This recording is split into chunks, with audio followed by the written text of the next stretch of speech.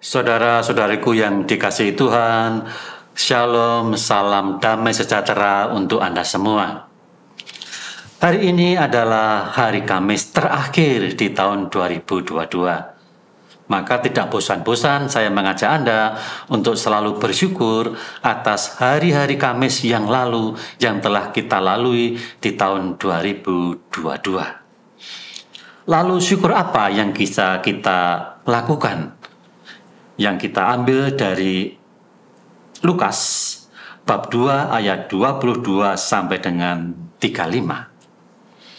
Syukur itu adalah syukur atas Allah yang menguduskan manusia walaupun manusia itu adalah lemah. Allah yang menguduskan manusia walaupun manusia ini adalah fana. Tetapi mengapa Allah justru mau menguduskan kita yang lemah dan berdosa dan fana ini? Hanya cintalah mungkin yang membuat Allah berbuat demikian kepada kita. Maka pengudusan itu juga dilakukan terhadap Tuhan kita Yesus Kristus menurut hukum Taurat.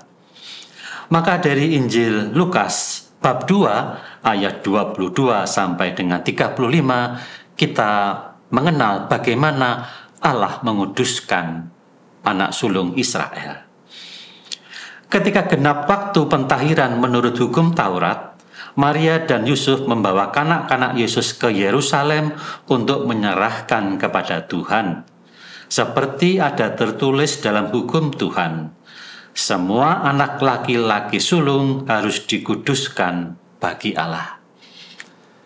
Anak apapun, dari keluarga apapun, dari keluarga selemah apapun, dari keluarga yang tidak mampu seperti apapun, anak sulung harus dikuduskan karena itulah jalan untuk menguduskan manusia yang lemah, berdosa dan fana ini, tetapi karena cintanya Allah telah menguduskan umatnya. Lalu bagaimana dengan peristiwa kanak-kanak Yesus setelah ia dikuduskan? Simeon yang memberkati keluarga Israel ini, yaitu keluarga Yusuf, Maria, dan Yesus, berkata kepada Maria tentang anak itu. Sesungguhnya anak ini ditentukan untuk menjatuhkan atau membangkitkan banyak orang di Israel untuk menjadi suatu tanda yang menimbulkan perbantahan. Dan suatu pedang akan menembus jiwamu sendiri, supaya menjadi nyata pikiran hati banyak orang. Apa yang menyebabkan ini terjadi? Dalam realitas kemudian kita ketahui memang Yesus itu membawa pengudusan yang baru. Tidak lagi pengudusan berdasarkan persembahan, bukan lagi pengudusan berdasarkan hukum Taurat, tetapi pengudusan berdasarkan kasih Tuhan. Dan kata itu yang paling melekat di dalam diri kita adalah kata penebusan. Tuhanlah yang memberikan cara baru dalam pengudusan, yaitu dengan penebusannya.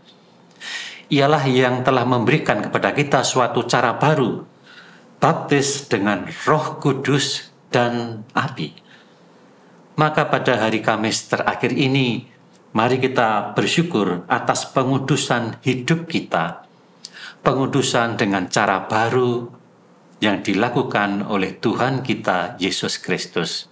Syukur pada Allah yang mampu dan menguduskan kita dari manusia yang berdosa menjadi kudus, manusia yang fana menjadi kekal, manusia yang kehilangan firdaus tetapi kemudian menemukannya kembali.